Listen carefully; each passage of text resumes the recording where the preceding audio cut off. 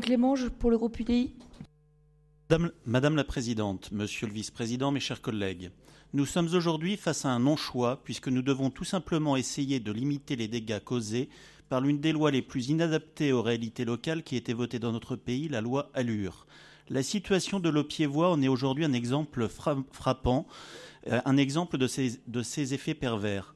Cet office, le premier office public francilien, risque de disparaître alors même qu'il fonctionnait, car ni les départements concernés, ni notre région ne peuvent aller dans le sens de l'article 114 de ce texte. La loi ALUR a été préparée sans tenir aucun compte des réalités de terrain, réalités auxquelles sont confrontés les élus locaux, qui n'ont d'ailleurs été ni consultés ni entendus par l'État pour son élaboration.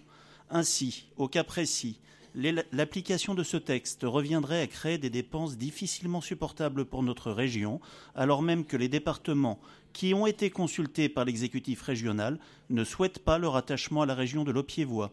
Nous allons donc voter contre le rattachement de l'Aupiévois à la région.